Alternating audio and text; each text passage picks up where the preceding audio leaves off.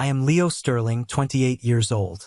6 weeks ago, while I was still actively drowning in the grief of losing my grandfather, my parents and my older brother showed up at my front door with a team of security guards to literally drag me out of my own home and steal my inheritance. While I was standing there, trying to process the horrific car crash that had just taken the only person who ever loved me, my own father looked me dead in the eye and said, "You are a penniless, worthless music teacher. Give us the money, or you are dead to this family."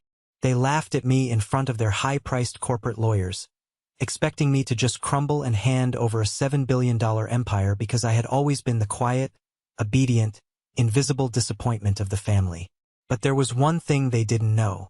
My grandfather had spent years silently preparing a legal and financial fortress around me.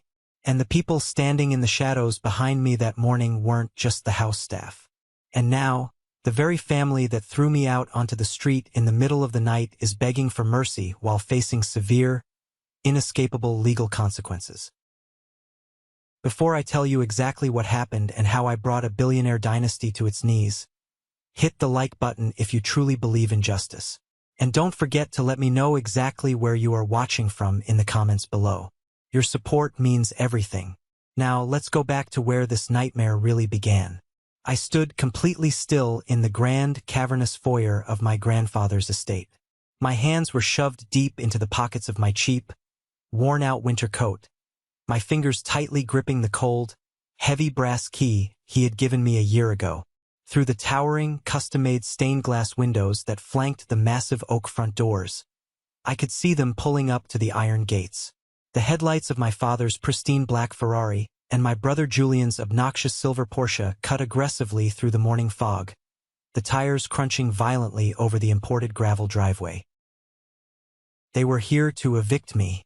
They had actually brought private security contractors, large men in dark suits, expecting a physical altercation. They fully intended to throw me out onto the concrete just like they had done less than 24 hours earlier at their own house. The heavy oak doors suddenly rattled under the sheer, brutal force of my father's fists. The sound echoed through the high ceilings of the mansion like cannon fire. I didn't flinch. I didn't step back. I just stood there, letting the heavy thuds ring through the quiet house, feeling the vibrations in the marble floor beneath my cheap boots. My heart was pounding furiously against my ribs, an erratic drumbeat of adrenaline and residual fear, but my mind was incredibly, strangely clear. How did a public school music teacher, a guy who budgeted his grocery shopping down to the exact dollar to afford rent, end up barricaded inside a billionaire's fortified mansion, waiting to wage a full-scale corporate and legal war against his own flesh and blood? To understand that moment, you have to understand the miserable, shadowed life I led long before that brass key was ever pressed into my palm. For as long as I can recall, I was the resident ghost of the Sterling family. I was the stain on a pristine legacy. My father, Arthur Sterling, is a ruthless, predatory corporate CEO who treats our family tree exactly like a corporate ladder. If you weren't producing a high financial yield, if you weren't expanding his influence, you were a liability that needed to be written off. My mother, Eleanor, lived for the country club, the exclusive HOA meetings, the charity galas where she could wear $50,000 necklaces, and the sheer, blinding prestige of the Sterling name. She was a woman constructed entirely of designer labels and cold judgment. And then there was Julian, my older brother, the undisputed golden child. Julian was 32, incredibly handsome, fiercely arrogant, and ran a flashy tech startup in Silicon Valley that produced absolutely nothing of actual value. But he knew how to talk. He knew how to leverage our father's connections, and he spent his weekends burning through the family wealth on yachts, VIP tables, and reckless investments. And me? I was just Leo. I taught music to middle schoolers in a cramped, poorly ventilated classroom in the downtown public school district. My days were filled with the smell of old rosin, cheap floor wax, and the screeching sounds of 12-year-olds destroying Mozart. My miserable salary barely covered my monthly rent for a studio apartment, my basic groceries, and the gas I put into a 2012 Honda Civic that violently rattled every time the speedometer hit 60. I didn't have a massive 401k. I didn't have a trust fund. I didn't even have a savings account that could survive a medical emergency. But the truth was I was happy. I found genuine beauty in the small things. I loved the exact moment a struggling kid finally nailed a difficult piano scale, their eyes lighting up with pride. I loved coming home to my quiet apartment, brewing a cheap cup of coffee, and writing my own sheet music until my neighbor banged on the ceiling with a broom. My parents, however, viewed my happiness as a personal insult. I remember a very specific Thanksgiving dinner 3 years ago. It's burned into my memory. We were sitting around my parents' massive, custom-made mahogany dining table. The crystal glasses gleamed under the chandelier. Julian was loudly bragging about his latest commercial real estate venture, deliberately flashing a platinum watch that cost more than my entire annual income. My mother was nodding along, practically glowing with maternal pride, pouring him another glass of $300 wine. I reached silently for the bowl of mashed potatoes. My father stopped his conversation, his eyes locking onto me like a sniper. The entire table went dead silent. "So, Leo?" Arthur sneered, swirling the amber liquid in his crystal Scotch glass. "When are you going to stop playing nursery rhymes and get a real job? The board members are starting to ask why my youngest son is living like a welfare recipient. It's embarrassing." Julian immediately chimed in, letting out a loud, mocking laugh. "Don't push him, Dad. Somebody has to teach the tone-deaf kids how to bang on a tambourine. Besides, he'll probably be paying off his state college student loans until he's 70. Let the peasant have his potatoes." They all laughed. A cold, cruel, unified family laugh. I didn't say a word. I just sat there, carefully chewing my food, staring down at my plate, feeling completely and utterly invisible. I swallowed the humiliation because fighting back only ever made the punishments worse. The only person on this entire earth who never looked at me like I was a bad investment was my grandfather, Winston Sterling. He was the patriarch. He built the entire multi-billion-dollar empire from the ground up, starting with a single logistics warehouse in the 70s. But you would absolutely never know he was a billionaire by looking at him. While my parents obsessed over European sports cars, my grandfather drove the exact same black Lincoln sedan for 15 years. He wore meticulously tailored suits, but they were older than I was. He didn't care about impressing anyone. He was my ultimate sanctuary. I spent almost every Sunday afternoon of my childhood at his estate. We would sit side by side on the bench of his antique Steinway grand piano. His fingers, though wrinkled and slightly stiff with age, moved across the ivory keys with a terrifying, breathtaking grace. He used to lean down, bump his shoulder against mine, and whisper, "Leo, listen to me. Money will buy you the finest piano in the world. It will buy you the concert hall. But it can never, ever buy you the music. That comes from here." He would tap a heavy finger right over my heart. "Never let them buy your soul, my boy." He was preparing me. I just didn't know it yet. And then came the Tuesday night that shattered my entire world into a million jagged pieces. It was raining. I was sitting at my cheap Formica kitchen table, hunched over a stack of theory papers, my red pen bleeding ink onto the pages. The apartment was dead quiet except for the hum of my ancient refrigerator. When my cell phone vibrated against the table, flashing an unknown number, a cold spike of dread hit the base of my neck. I answered it. "Leo Sterling?" A heavy, deeply official voice asked through the speaker. "This is Officer Daniels with the State Highway Patrol. I'm very sorry to inform you that your grandfather, Winston Sterling, was involved in a major collision tonight." My breath hitched. "Is he? Which hospital?" I stammered, already grabbing my car keys. "I'm sorry, son," the officer said gently. A drunk driver crossed the center divide at 80 miles an hour. His vehicle was struck head-on. He didn't make it. The world instantly dissolved. My fingers went completely numb. The plastic phone slipped from my grasp, hitting the linoleum floor with a sharp, sickening crack that shattered the screen. Couldn't breathe. My chest tightened so violently I thought my ribs were breaking. "Didn't make it." The words looped in my brain like a broken record. My grandfather wasn't just alive. He was a force of nature. He was supposed to come to my school's winter recital next month. He was the only tether I had to feeling human. I sank slowly to the floor, pulling my knees to my chest, and I wept in the dark until my throat literally bled. I was utterly shattered, completely unaware that the worst nightmare of my life was already waiting for me at the funeral. The funeral was an absolute sickening circus. If you have never had the extreme misfortune of attending a billionaire's funeral, let me paint the horrific picture for you. It was not a sanctuary for mourning. It was a high-stakes, heavily calculated networking event wrapped in black designer clothing. The service was held at the largest cathedral in the city. The street outside was entirely blocked off by a fleet of black SUVs and a swarm of local press photographers trying to get shots of the city's elite. Inside, the air was thick with the suffocating smell of hundreds of white lilies and expensive imported perfumes. I stood near the front, just a few feet away from the polished mahogany casket, my eyes burning from exhaustion and unshed tears. I stared down at the man who had basically raised me.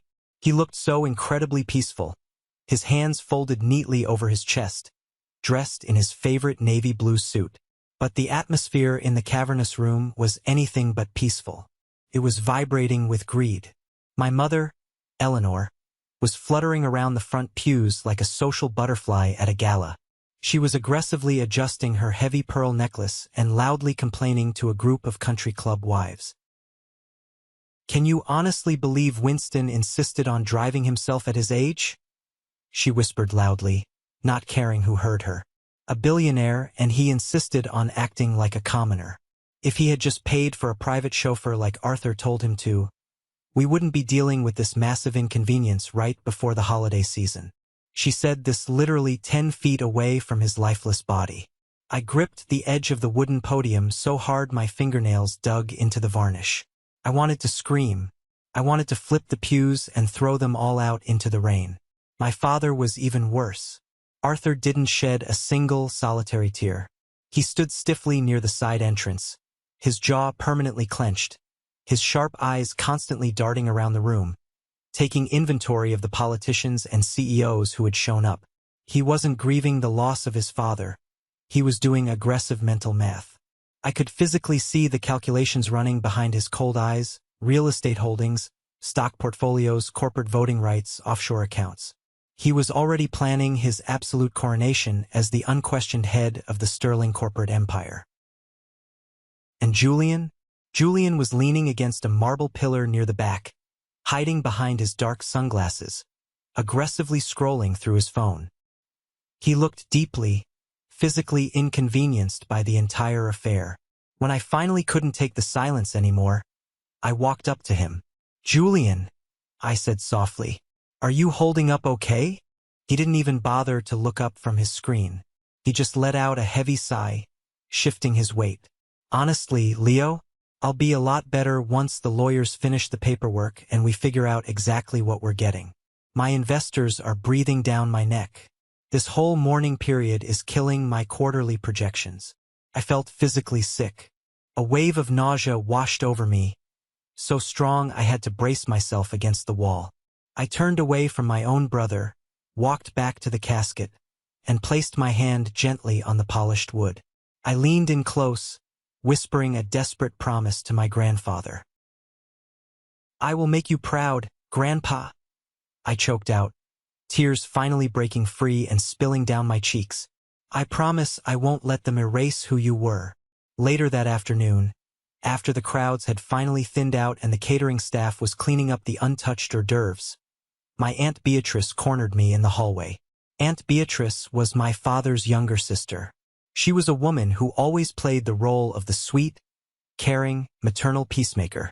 She handed me a cup of lukewarm coffee, her heavy gold bracelets clinking together as she patted my arm with a deeply sympathetic, practiced smile. "Oh, Leo, my sweet, sweet boy," she cooed, her voice dripping with artificial honey. "This is so incredibly hard on all of us. Such a tragedy. But, we have to look to the future now. Arthur is going to be under a massive amount of stress taking over the corporation. Julian is going to need a lot of the liquid capital to keep his tech business afloat. I hope you won't cause any unnecessary friction, dear. Let's just keep the peace, shall we? You have your little teaching job, and I'm sure your father will set up a nice little trust fund for you. Nothing crazy, just enough to help with rent. Just don't get in their way when the will is read. Okay. I stared at her, the lukewarm coffee burning my hands. The psychological manipulation was so incredibly smooth, so perfectly practiced. She was already attempting to sideline me, planting the seed that I shouldn't dare ask for a single dime of what was left behind. She wanted me docile and submissive. I nodded slowly, not because I agreed with her toxic lies, but because in that exact moment, a terrifying realization hit me. I was entirely surrounded by vultures. Every single member of my family was just circling in the sky, waiting for the carcass to cool down enough so they could rip it apart. 2 agonizing, silent weeks passed. 2 weeks of absolute radio silence from my parents. There were no phone calls to check on my mental health, no invitations to dinner to mourn as a family. Nothing. I dragged myself back to my public school classroom, forcing myself to play scales with 12-year-olds, trying to desperately numb the crushing weight of grief. The silence in my apartment at night was deafening. Then, exactly 14 days after the funeral, the phone call came. It was Victor Vance, my grandfather's personal attorney and his closest, most trusted confidant. Victor was a shark in a tailored suit, but he had always been kind to me. Today, however, his voice was incredibly formal, completely devoid of the warmth he usually showed me when he visited the estate for scotch and cigars. "Leo," Victor said, his tone heavy and uncompromising. "The legal proceedings are ready. Your grandfather's last will and testament is prepared for execution. He explicitly requested your presence, along with your parents and your brother, tomorrow morning at 9 o'clock sharp. In my office." A cold, heavy dread settled deep in the pit of my stomach. I didn't care about the money. I honestly assumed my grandfather had left me a small, sentimental sum. Maybe $50,000 to pay off my state college student loans, or enough to put a modest down payment on a house in the suburbs. I fully expected the entire multi-billion-dollar empire to inevitably flow right into my father's greedy hands. But Victor's dark, serious tone suggested something much heavier was coming. "I'll be there, Victor," I replied, my voice shaking slightly. "Be prepared, Leo," he warned quietly before hanging up. The next morning, the sky was a bruised, heavy gray, threatening rain. I walked into Victor's downtown law firm. The building was an old, converted Victorian mansion, entirely out of place among the modern glass skyscrapers. The air inside smelled deeply of rich leather, old paper, and ancient money. I was wearing my only decent suit, a cheap, off-the-rack navy blazer that felt painfully inadequate the second my family swept into the waiting room. My father arrived like a hurricane, aggressively adjusting his gold Rolex with a sharp snap of his wrist. My mother's designer heels clicked like gunshots against the hardwood floor, her chin held impossibly high. Julian slouched in behind them, wearing expensive sunglasses indoors, looking profoundly bored. "Let's get this circus over with," my father barked at the receptionist, not even acknowledging my presence in the corner. "We all know how this goes. My father built the empire, and as his only capable son, I'll be taking the helm. Tell Victor to hurry up." Victor's assistant silently led us into a massive, glass-walled conference room. A long, intimidating oak table dominated the space. My parents immediately marched to the head of the table, claiming the seats of power as if they already owned the building. Julian threw himself into a chair, carelessly propping his expensive leather sneakers up on the edge of the polished wood. I sat quietly in the far corner, as far away from them as possible, keeping my head down. Victor Vance walked into the room. He didn't smile. He sat down at the opposite end of the table, meticulously adjusted his reading glasses, and opened a thick, incredibly intimidating leather-bound folder.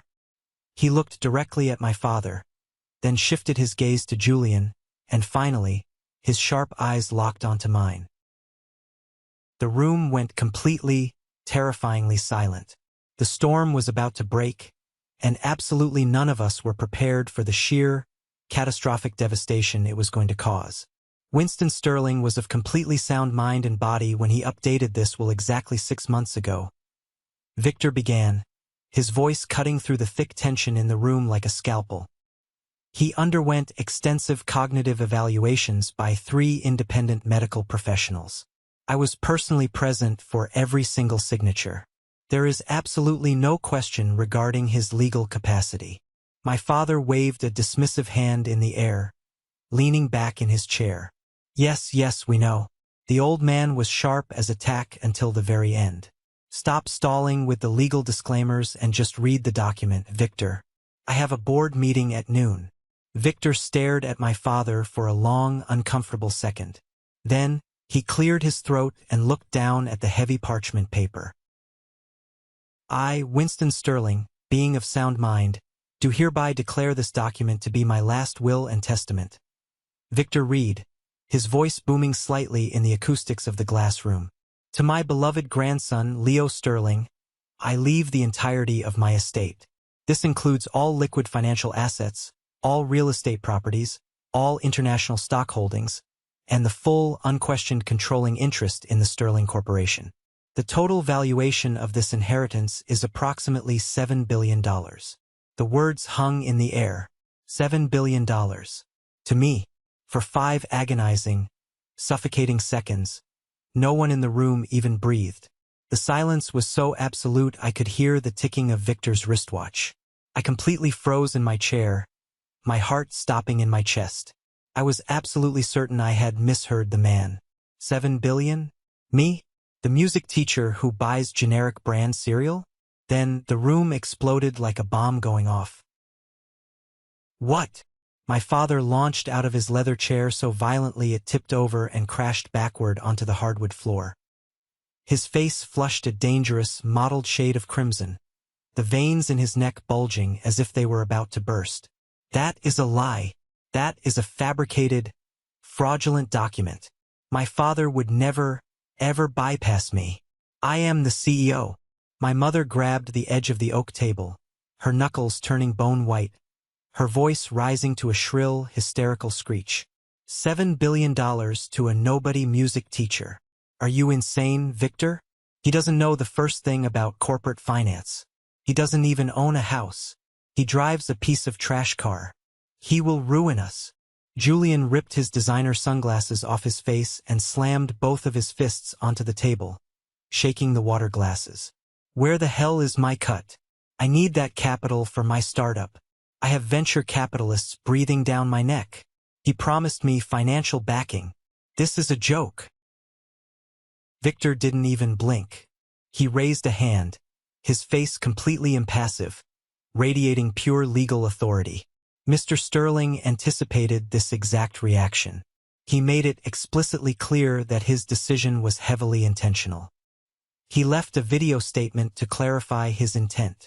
Victor reached for a small remote on the table and pressed a button. A large, high-definition screen mounted on the far wall flickered to life. And suddenly, there he was. My grandfather. He was sitting in his favorite worn leather armchair at the estate, his hands folded neatly in his lap, looking straight into the camera with piercing, undeniable clarity. Arthur, Eleanor, Julian.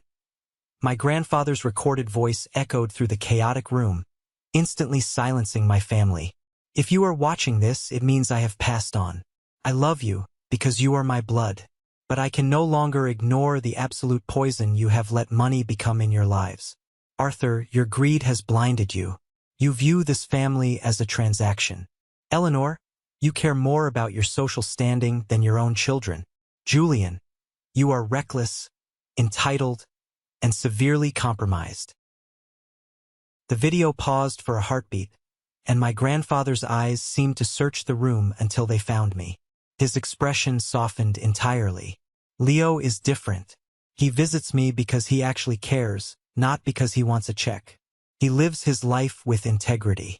He understands the value of a single dollar, and more importantly, the value of a human soul. He will carry my legacy with dignity. Do not test him. The screen went black. My father was physically shaking with a rage so pure it was terrifying. "This is psychological manipulation," he screamed, pointing a trembling finger directly at my face. "You got into his head, Leo. You whispered in his ear while he was old and confused. You poisoned him against his own son." "Actually, Arthur," Victor interrupted, his voice dropping an octave, turning ice-cold and razor-sharp. "Your father knew exactly what he was doing, particularly regarding your golden boy, Julian." Victor calmly pulled another thick, red-tabbed file from his leather briefcase and slid it across the long table until it stopped directly in front of my brother. "Winston conducted a private, highly classified forensic audit of your startup 6 months ago, Julian," Victor stated, his eyes locking onto my brother's panicked face. "He knew all about the fabricated revenue numbers you showed your investors. He knew about the offshore accounts in the Caymans. He knew that you are currently $12 million in debt to some very unpleasant, unregulated creditors due to your illegal business practices. He left you absolutely nothing because he refused to let the sterling legacy pay for your felonies." Julian went completely pale. The blood drained from his face, leaving him looking like a ghost. He slowly backed away from the table, his mouth opening and closing without sound. My father looked at Julian's terrified face, realizing the truth instantly. But instead of turning his anger on his criminal son, Arthur turned back to me, his eyes wide with a manic, desperate fury.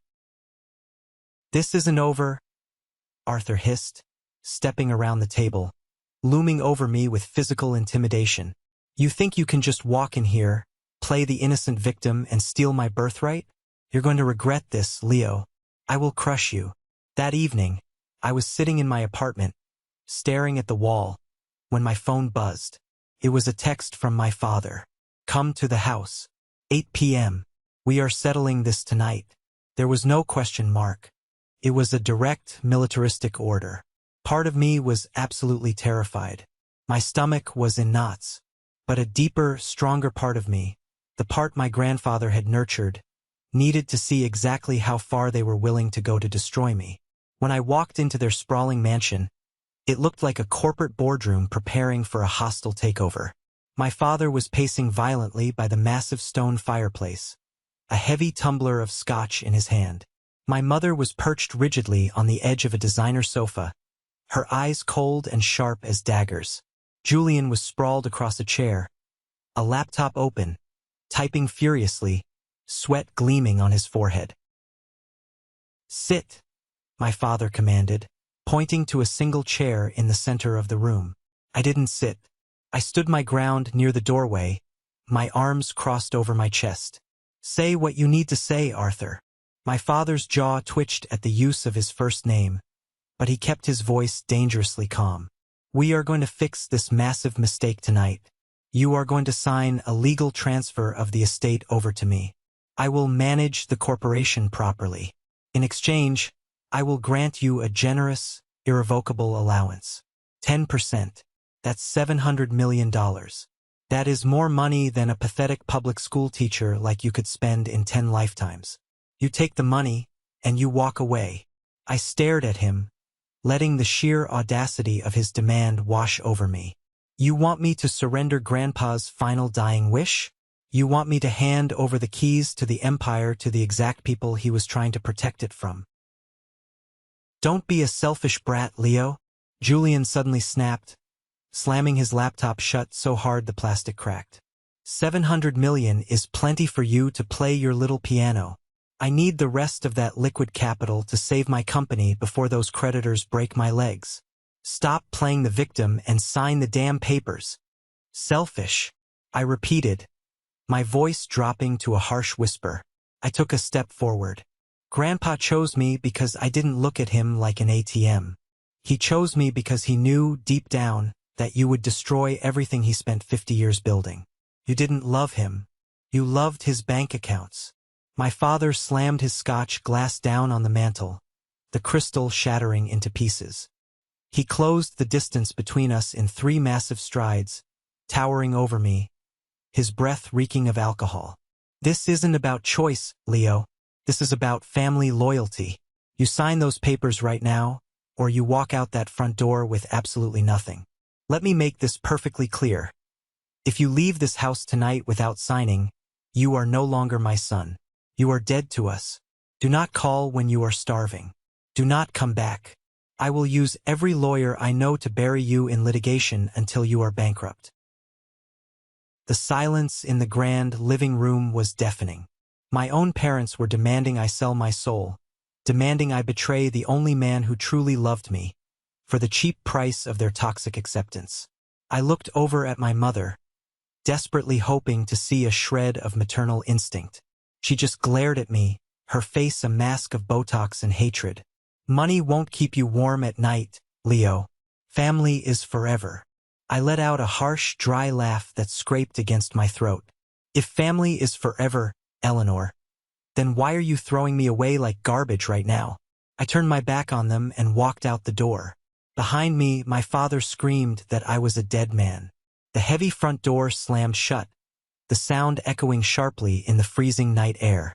I was completely alone, officially disowned, and effectively homeless.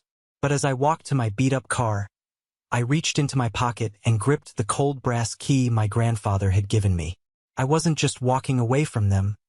I was walking directly toward the war. I drove aimlessly through the dark, winding roads for an hour, my old Honda Civic struggling as it climbed the steep hills toward the wealthy, secluded outskirts of the city. The heater in the car was broken, and the freezing night air seeped through the vents, chilling me to the bone. My hands gripped the steering wheel so tightly my knuckles turned completely white and my wrists ached. I had absolutely nowhere else to go. My lease on my tiny apartment was up in 2 days, and my father had explicitly told me I was dead to them. I knew he meant it. If I went back to my apartment, Arthur would have his lawyers freeze my meager bank accounts by morning just out of spite. When the massive, wrought-iron gates of the Sterling estate finally loomed in the headlights, a heavy, suffocating knot formed in my stomach. The gates stood like silent, intimidating sentinels in the fog. I pulled the car up to the glowing security keypad. With a violently trembling hand, I rolled down the window and inserted the heavy brass key into the manual override slot. The machinery groaned, a deep, mechanical hum, and the massive gates slowly swung open, welcoming me in. I drove up the long, winding gravel driveway, flanked by ancient oak trees that looked like they were bowing in the dark. I parked my beat-up Civic directly in front of the circular driveway, the cheap car looking absurdly out of place against the backdrop of the multi-million-dollar mansion. I grabbed my single duffel bag from the passenger seat and walked up the grand stone steps. When I unlocked the heavy front door and stepped into the massive foyer, the familiar scent of lemon polish, old books, and rich cedarwood hit me like a physical blow. It smelled exactly like my childhood. It smelled like safety. It smelled like him. Mr. Leo. I jumped, dropping my duffel bag with a heavy thud.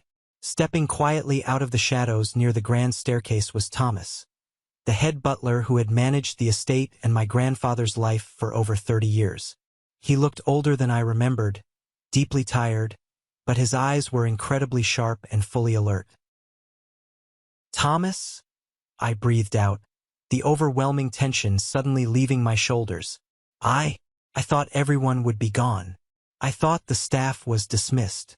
"Your grandfather anticipated severe trouble from your father," Thomas said smoothly, walking over to effortlessly pick up my heavy bag.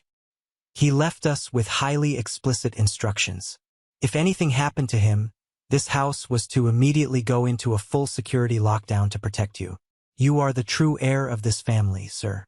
The entire staff is with you. We have been waiting for you." Tears pricked the corners of my eyes. My grandfather was always 5 steps ahead of everyone else. The next morning, the mansion felt entirely different. It wasn't just a house of mourning anymore. It had been transformed overnight into a heavily fortified command center. I walked into the massive, wood-paneled study to find a literal war council waiting for me. Victor Vance was already there, aggressively spreading complex legal documents across the mahogany desk. Next to him stood Sarah, the family's head chef and housekeeper, clutching a small, heavily worn wooden box to her chest. Standing confidently by the window was Elena Rostova, the brilliant, ruthless chief operating officer of the Sterling Corporation. And finally, Philip, my grandfather's intensely strict, deeply paranoid wealth manager, was booting up a highly encrypted laptop. "Good morning, Leo," Victor said, his tone all business, gesturing for me to sit at the heavy leather chair at the head of the desk. "We have a massive amount of ground to cover before your father officially makes his move to dethrone you." Elena stepped forward, dropping a thick, color-coded binder onto the desk with a heavy thud. "Your grandfather briefed me on this exact contingency months ago, Leo. The corporation's main assets are currently secure, but Arthur will absolutely attempt a hostile takeover using his cronies on the board of directors. He will try to freeze your access to the capital. I have already initiated the defensive financial protocols. You are the majority shareholder now. We are going to bleed his influence dry vote by vote." Sarah stepped up next, her hands trembling slightly as she handed me the wooden box. Her eyes were wet with unshed tears. "Your grandfather asked me to keep these hidden in the pantry safe. They are your grandmother's personal journals. She meticulously documented every single time Arthur came begging for a bailout, every time Julian stole antiques from the estate to pay his debts, and every time you came over just to sit and read to them when they were sick. It is the undeniable, handwritten proof of character that any judge will need to throw out Arthur's inevitable lawsuit." I felt a massive lump form in my throat. I traced the worn leather of the journals. My grandfather had known this catastrophic day would come. He had built an impenetrable wall of incredibly capable, fiercely loyal people around me to ensure I wouldn't fall when the wolves attacked.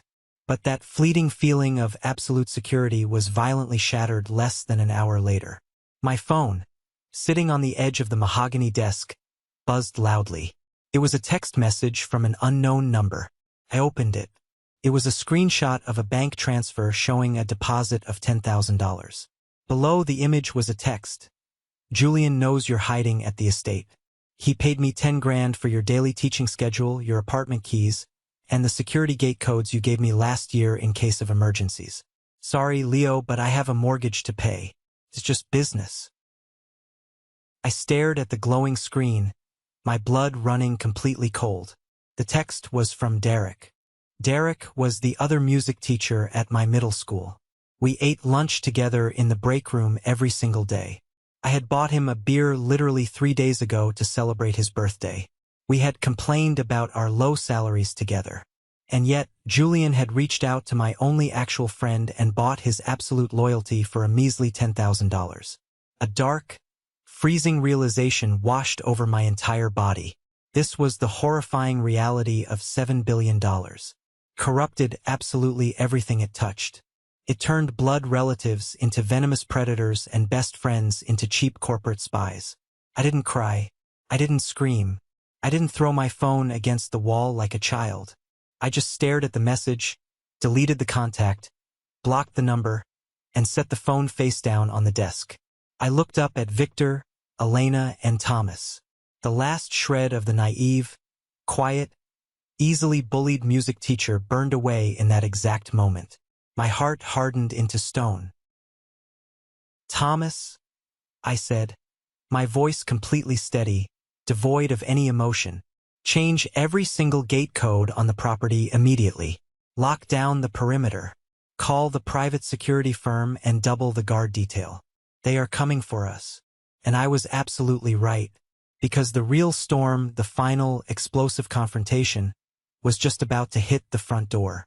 The morning of the final confrontation broke with a heavy, suffocating blanket of gray fog rolling over the hills of the estate. The air outside was freezing, the kind of damp, biting cold that seeps directly into your bones. Inside the mansion, however, the atmosphere was electric. We were not just waiting, we were holding the line. I stood in the center of the massive marble foyer, staring at the towering oak front doors. The grandfather clock in the corner ticked loudly, echoing through the cavernous space like a heartbeat. Every single tick was a countdown to the exact moment my family would attempt to rip my life apart. Thomas had intentionally left the main iron gates at the bottom of the driveway unlocked. We knew they were coming. We wanted them to walk directly into the center of the web. Through the frosted side windows, I saw the headlights first. They pierced through the thick morning fog like predatory eyes. My father's black Ferrari roared up the circular driveway, the engine revving unnecessarily loud, an obnoxious display of wealth and dominance. Right behind him was Julian's silver Porsche, the tires violently spitting gravel as he slammed on the brakes. My mother's luxury SUV pulled up last, driven by a private security contractor. They had arrived like an invading army, fully expecting to conquer an empty, undefended castle.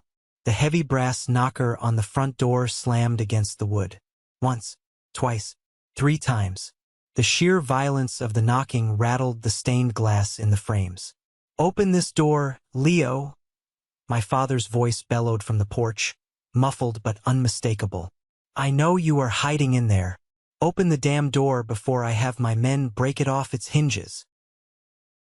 I took a deep, steadying breath. I looked over my shoulder. Victor Vance, Elena Rostova, and a few others were positioned perfectly in the shadows of the adjacent formal living room, completely out of sight from the front entrance. Thomas stood rigidly by the grand staircase, his hands clasped behind his back, looking like a stone sentinel. I gave Thomas a single, brief nod. Thomas stepped forward, his leather shoes completely silent on the marble, and smoothly unbolted the heavy deadlocks.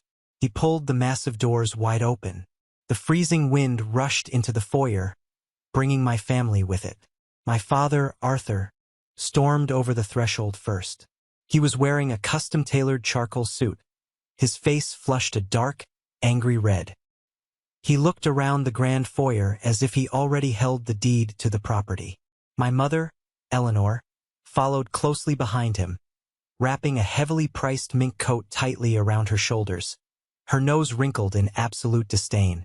Julian swaggered in last, holding a thick manila folder, a vicious, triumphant smirk plastered across his face. And trailing just behind them, clutching a designer handbag, was Aunt Beatrice, wearing her signature mask of fake, maternal concern. Well, Arthur sneered, stepping right into my personal space. He looked me up and down, taking in my cheap jeans and worn-out sweater. "Look at the little music teacher trying to play Lord of the Manor. Did you honestly think changing the gate codes would stop me? I own the security firm that installed them. You are completely out of your depth, Leo." I didn't move an inch. I kept my hands in my pockets, my expression entirely blank. "This is private property, Arthur. You are trespassing." My mother let out a shrill, mocking laugh that echoed terribly against the high ceilings. "Private property? Oh, please, Leo, stop embarrassing yourself. This house belongs to the Sterling family. You are a footnote in this family. You don't have the funds to maintain the landscaping on this estate for a week, let alone pay the property taxes. Look at you. You look like a homeless person who wandered in off the street." Julian stepped forward, aggressively tapping the manila folder against his palm. "It's over, Leo. The little game of hide-and-seek is officially done. I told you I needed that capital, and you thought you could just lock the doors and hide. I have a buddy on the board of your bank. He's already filing the paperwork to freeze every single account associated with the estate pending our massive legal dispute. You won't be able to buy a cup of coffee by noon today." Julian leaned in closer, his voice dropping to a taunting whisper. "And by the way, Derek says hello.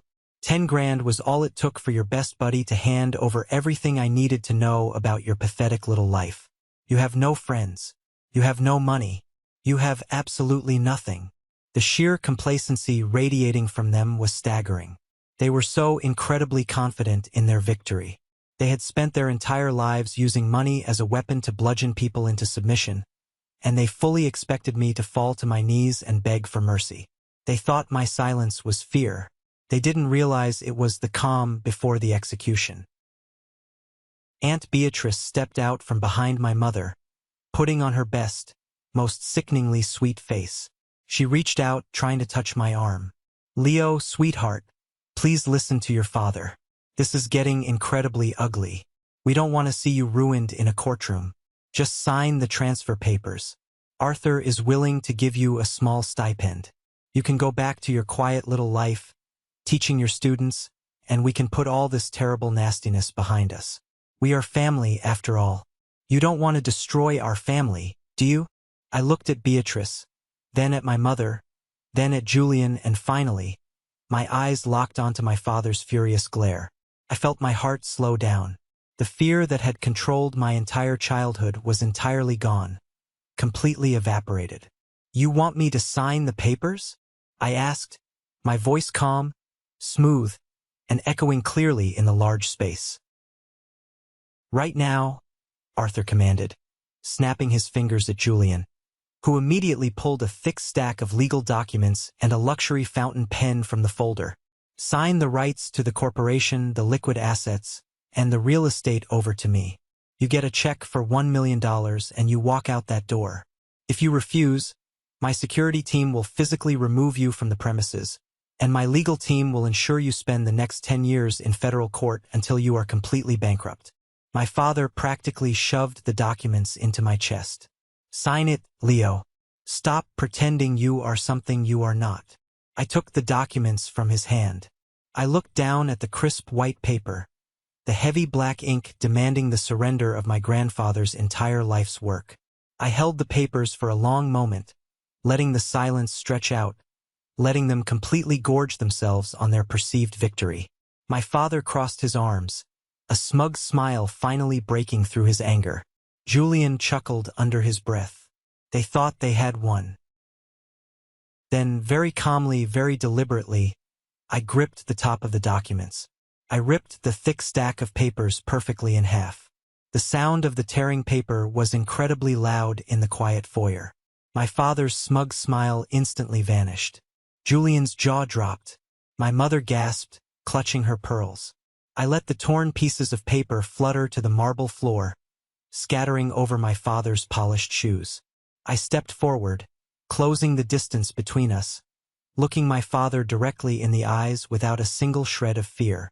I am not pretending anything, Arthur, I said, my voice vibrating with an icy authority I didn't know I possessed.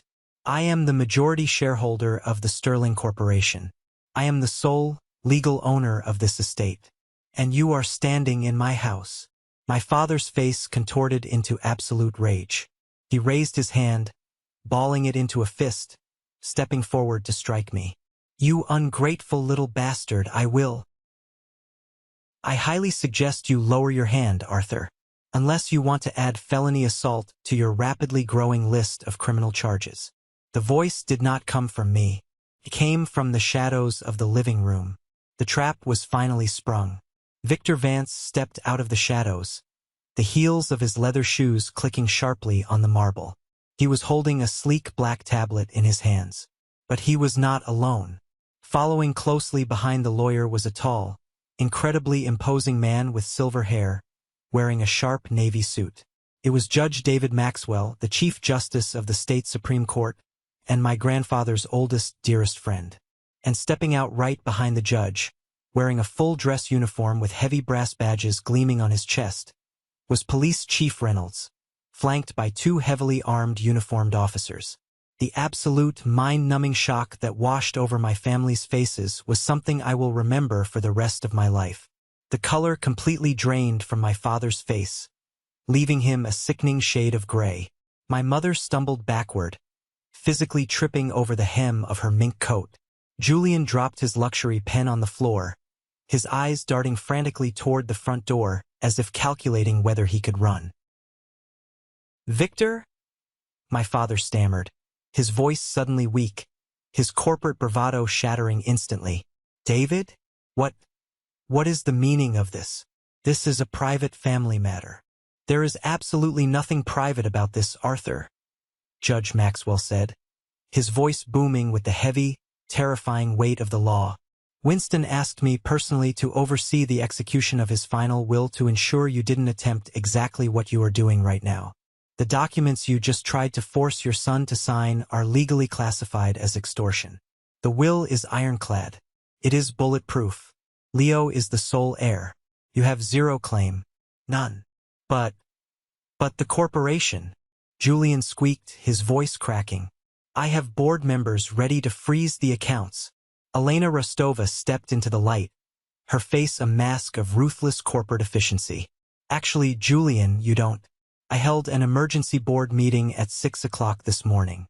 When I presented the financial forensics proving you embezzled funds from your own startup and attempted to bribe a public school teacher to acquire the gate codes to this estate, the board voted unanimously to completely sever all ties with you and your father. Your accounts aren't frozen, Julian. They are empty. And Arthur, as of 2 hours ago, you are permanently removed from your position as CEO. Arthur looked like he had been physically shot in the chest. He staggered backward, grasping the edge of a marble table to keep himself from collapsing. You can't do that.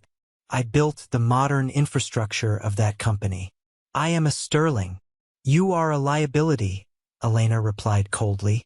Aunt Beatrice, realizing the ship was rapidly sinking, immediately tried to switch sides. She clasped her hands together, tears welling up in her eyes as she looked at me. Leo, oh my God. I had no idea they were going to do this. I told them to leave you alone. I tried to protect you, sweet boy. You know I love you. Victor let out a dry, humorless chuckle.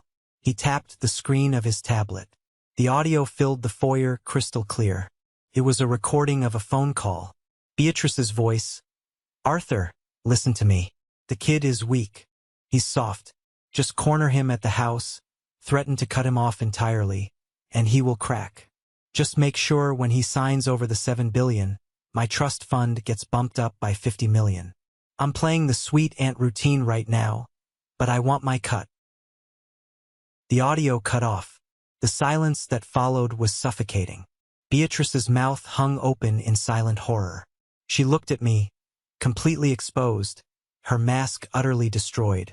You were the one who told them to throw me out into the street, I said quietly, looking at her with nothing but pure disgust. You sold me out for a bump in your trust fund. You are just as rotten as they are. But we were not done. We were not even close to done. That covers the corporate extortion and the psychological manipulation, Police Chief Reynolds said, stepping forward, resting his heavy hands on his utility belt. But that is not why I am here this morning, Arthur. My father swallowed hard, sweat practically pouring down his forehead despite the freezing air coming through the open door. Chief Reynolds, I can explain whatever. Thomas? I interrupted, my voice sharp. Show them. Thomas walked over to the wall near the grand staircase and pressed a hidden panel. A large, high-definition security monitor slid out from behind a painting. Thomas pressed a button on a remote. The screen flickered to life. The footage was in pristine, night vision black and white, complete with a timestamp in the bottom corner. It was dated the exact night of my grandfather's funeral, at 3 in the morning. The camera angle was from the upper corner of my grandfather's private study. On the screen, 3 figures crept into the room. It was my father, my mother, and Julian. They were holding heavy canvas duffel bags. We all stood in silence as we watched my father forcefully pry open the antique mahogany desk with a crowbar. We watched my mother eagerly stuff my grandmother's diamond brooches, vintage Rolex watches, and heavy gold bars into her designer purse. We watched Julian crack the wall safe and empty out stacks of bearer bonds and classified corporate documents. They were looting the estate like common street criminals, stealing millions of dollars in untraceable assets just hours after putting the man who earned them into the ground. My mother let out a horrific, guttural gasp, covering her mouth with both hands as she watched herself on the screen. Julian backed up until his spine hit the front door, looking like he was going to vomit on his own shoes. Theft of an estate, breaking and entering, grand larceny, and conspiracy to commit corporate fraud. Chief Reynolds listed off, his voice echoing loudly in the foyer. We have the high-definition video. We have the digital footprint. We have the logs of the gate codes you used to sneak in. You are looking at a minimum of 15 to 20 years in federal prison, Arthur. My father's knees physically buckled. He collapsed onto the marble floor, the incredibly powerful, ruthless CEO reduced to a trembling, broken shell of a man. He looked up at me, his eyes wide with absolute terror, tears finally spilling down his face. "Leo, please," Arthur begged, his voice cracking, raising a trembling hand toward me. "Please, son. I'm your father. She's your mother. We are family. You can't send us to prison. Please, I will do anything. We will leave the state. We will give you everything. Just please, don't let them arrest us." My mother fell to her knees right next to him, sobbing hysterically, completely ruining her expensive makeup. "Leo, my baby, I'm so sorry. We were grieving. We weren't thinking straight. Please, you have a good heart. Don't do this to your family." I stood above them, looking down at the people who had made my entire life a living hell. The people who had mocked my passions, isolated me, thrown me out into the freezing night, and tried to steal the only good thing I had ever been given. I looked at their tears, and for the first time in my 28 years of life, I felt absolutely nothing for them. No anger, no pity, just a profound, heavy emptiness. "Family is forever," I whispered, repeating the exact words my mother had spat at me when she threw me out of her house. "Isn't that what you told me, Eleanor? But you see, my family died in a car crash 6 weeks ago. You people are just strangers trespassing in his house." I looked up at Chief Reynolds. "Chief, they are all yours. Let's pause for a moment. Thank you for staying with me this far. You're truly amazing. Please help me by liking the video and commenting the number 1 below so I know you've been here with me until this point. This not only helps more people discover this story, but also lets me know that my experiences mean something to someone. Your support is the greatest motivation for me to keep sharing the rest of this journey. Now let's finish this." As the officers stepped forward, pulling the heavy steel handcuffs from their belts, the reality of the situation finally crashed down on Julian. He panicked. He shoved past my mother, threw the front doors wide open, and sprinted toward his Porsche. He didn't even make it down the steps before 2 more plainclothes officers tackled him directly into the frozen gravel, pinning his arms behind his back. My father didn't fight. He just knelt on the floor, weeping openly, his wrists clicked into iron cuffs. My mother screamed my name over and over again as she was dragged out the door, her mink coat dragging on the ground. Aunt Beatrice stood completely frozen in the corner, sobbing silently as Victor handed her a legal restraining order, banning her from coming within 500 feet of me or the corporation ever again.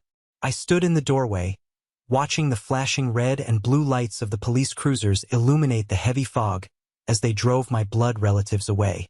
The massive iron gates closed slowly behind them with a heavy, final clang. The war was over, and I had won. But as the flashing lights disappeared into the morning fog, the absolute, crushing weight of everything that had happened finally hit my chest. I turned around, looking at the massive, empty foyer, and I finally let myself breathe. The silence that fell over the estate after the police cruisers vanished down the winding road was absolute. It wasn't the heavy, suffocating silence of fear that I had grown up with. It was the clean, clear silence of a storm that had finally broken. I closed the heavy oak doors, the thick metal latches sliding into place with a satisfying, permanent click. I stood in the center of the foyer for a long time, just staring at the exact spot on the marble floor where my father had fallen to his knees and begged for mercy. My chest heaved, my breath coming out in shaky, ragged gasps. I felt a sudden, overwhelming wave of exhaustion crash over me, so intense my knees actually threatened to give out. Suddenly, a warm, steady hand clamped firmly onto my shoulder. It was Victor. "You held the line, Leo," Victor said quietly, his voice softer than I had ever heard it. "Your grandfather knew you had that kind of steel inside you. He just needed you to realize it yourself." Thomas appeared beside me holding a glass of water, his posture slightly more relaxed than it had been in weeks. "The perimeter is entirely secure, sir. The estate belongs strictly to you now. They will never set foot on this property again." I took the water, my hands trembling slightly as the adrenaline slowly drained from my system. I looked around the room at Victor, Thomas, Elena, and Sarah. They had risked their own professional reputations and personal safety to stand between me and a family of corporate predators. They weren't just employees or lawyers. They were the shield my grandfather had forged for me. "Thank you," I managed to whisper, my voice cracking. "All of you." The days that followed were a chaotic, exhausting blur of high-level legal briefings, corporate takeovers, and intense media scrutiny. The news of Arthur Sterling's arrest for grand larceny and corporate extortion hit the financial news networks like a localized earthquake. The Sterling Corporation's stock took a temporary dip, but Elena and I were ruthlessly prepared. We executed a flawless transition of power. During my very first board meeting as the majority shareholder, sitting in the massive leather chair at the head of the glass table, I looked at the executives who had enabled my father for decades. I didn't yell. I didn't pound my fists. I simply fired every single board member who had turned a blind eye to Arthur's unethical practices, replacing them with a diverse coalition of innovative, hungry leaders that Elena had personally vetted. The downfall of my blood family was swift, absolute, and entirely self-inflicted. I didn't have to lift a finger to destroy them. The justice system and their own catastrophic financial debt did the heavy lifting. 6 months passed, and the dust finally began to settle. I was sitting in my grandfather's study, reviewing a stack of philanthropic grants, when Victor walked in, dropping a thick manila folder onto my desk. "The final updates on the criminal and civil proceedings," Victor announced, taking a seat opposite me. "I thought you might want closure." I leaned back in the leather chair, staring at the folder. "Give me the summary, Victor. I don't want to read their names." Victor nodded, opening the file. "Your father, Arthur, accepted a plea deal to avoid a highly publicized, embarrassing trial. He pled guilty to grand larceny, corporate fraud, and extortion. He was sentenced to 8 years in federal prison in a minimum security facility. His personal assets, the ones not tied to the corporation, were liquidated to pay massive IRS fines. I felt a strange twinge in my chest, not of sadness, but of profound pity. The man who had terrorized me, who thought he was a god among men, was now just an inmate with a number, stripped of his suits and his Rolexes. "And my mother?" I asked quietly. "Eleanor avoided jail time by cooperating with the authorities and testifying against Arthur," Victor replied, a hint of disgust in his voice. "However, the scandal completely ruined her socially. She was formally expelled from the country club, ousted from every charity board, and she was forced to sell the mansion to cover her mounting legal fees. She is currently living in a heavily downsized 2-bedroom condo in a completely different state. She has attempted to contact you via mail 14 times. I have intercepted and destroyed every letter, as instructed." "Keep destroying them," I said without hesitation. "What about Julian?" Victor almost smiled. "Julian is bankrupt. The venture capitalists he defrauded aggressively sued him into oblivion. His tech startup was dissolved and all of his assets were seized. Last week, repo men physically towed his silver Porsche out of a grocery store parking lot. He is currently facing separate wire fraud charges and is working a minimum wage data entry job to pay for a public defender." Karma had come for them, not as an abstract concept, but as a heavily documented legal reality. They had worshipped money their entire lives, sacrificing their own son on the altar of greed. And in the end, it was their absolute obsession with money that left them completely destitute and isolated. I closed the folder and slid it back across the desk to Victor. "That's it, then. The book is closed." "It is," Victor agreed gently. "They are your past, Leo. Now, what are you going to do with your future?" I looked out the massive window of the study, watching the afternoon sun cast golden light over the sprawling green lawns of the estate. I had survived the storm. The villains had been vanquished. But I knew that true victory wasn't just about watching my abusers fall. It was about what I chose to build on the empty ground they left behind. It was a crisp, beautifully bright Sunday afternoon in late October. The sprawling gardens of the estate were exploding with the deep reds and vibrant golds of autumn. Inside the mansion, the heavy, suffocating silence that used to haunt the halls was completely gone. In its place was the warm, chaotic sound of laughter, clinking silverware, and genuine joy. I was hosting Sunday dinner in the grand dining room. But the people sitting around the massive oak table weren't my blood relatives. They were the people who had chosen to stand by me when I had absolutely nothing. Thomas was sitting at the far end, officially off the clock, sipping a glass of expensive red wine and telling a hilarious story about a time my grandfather accidentally set off the security alarms trying to sneak into his own kitchen for midnight ice cream. Sarah, the head chef, was laughing so hard she had tears in her eyes, proudly passing around massive plates of roasted chicken and fresh vegetables. Victor was sitting next to Elena, deeply engaged in a friendly debate about corporate tax law, though both of them were smiling. I sat at the head of the table, looking at these brilliant, loyal, inherently good people. This was my family. I had finally learned the hardest lesson of my life. Blood makes you related, but loyalty, respect, and unconditional support make you a family. I didn't need to share DNA with these people to know that if the world ended tomorrow, they would be right by my side. A toast, I said, standing up and raising my glass of sparkling cider. The room immediately quieted down, everyone turning to look at me with warm, expectant eyes. To Winston Sterling, I said, my voice steady and full of profound gratitude. A man who knew that true wealth isn't measured by what you keep in a bank vault, but by the people you keep in your life. And to all of you for proving him right. Thank you for being my family. To Winston, they echoed in unison, raising their glasses, the crystal chiming beautifully in the warm, softly lit room.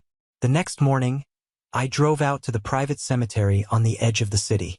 I didn't take a sports car or a luxury SUV. I drove my old, rattling Honda Civic. I kept it as a daily reminder of exactly where I came from and how quickly everything can change. I walked along the manicured stone paths until I reached my grandfather's grave. The marble headstone was simple, elegant, and completely unpretentious, exactly how he lived his life. I knelt on the damp grass and placed a large bouquet of fresh white lilies, his absolute favorite flower, against the base of the stone. I sat there in the quiet morning air, listening to the wind rustle through the ancient oak trees. "Hi, Grandpa," I whispered, tracing the engraved letters of his name with my fingertips. "We did it. The company is completely secure." Elena and I officially launched the Winston Sterling Foundation for Arts and Education yesterday. We took $2 billion of the liquid assets and placed it into an irrevocable trust. We are fully funding music and arts programs in underfunded public schools across the entire state. We are buying instruments for kids who can't afford them, paying salaries for teachers who are struggling, and building concert halls in neighborhoods that need a safe place. I felt a hot tear slip down my cheek, but it wasn't a tear of grief. It was a tear of profound, overwhelming peace. "You were right, Grandpa," I continued, my voice breaking slightly. "Money can buy a piano, but it can't buy the soul. You protected my soul. You gave me the armor I needed to fight them off. They tried to break me, but they failed. I am safe now. We are all safe." A gentle gust of wind swept across the cemetery, rustling the leaves and carrying the sweet scent of the white lilies into the air. I closed my eyes, letting the cool breeze wash over my face, and for a fleeting, beautiful moment, I swear I could feel him sitting right there next to me, bumping his shoulder against mine on the piano bench. That evening, as the sun dipped below the horizon and painted the sky in brilliant shades of purple and gold, I sat alone in the grand foyer of the mansion. The house was quiet, but it was a comfortable, comforting silence. I sat down on the leather bench of my grandfather's antique Steinway grand piano. I opened the heavy wooden lid, exposing the pristine ivory keys. I didn't have any sheet music in front of me. I didn't need it. I raised my hands, hovered them over the keys for a brief moment, and then I began to play. I played a piece I had composed myself, right there in my tiny, cramped apartment years ago. But this time it didn't sound small or desperate. The music swelled, echoing magnificently off the high marble walls, filling every single empty corner of the massive estate with life, passion, and undeniable strength. It was a song of survival. It was a song of victory. It was the sound of a man who had finally claimed his rightful place in the world.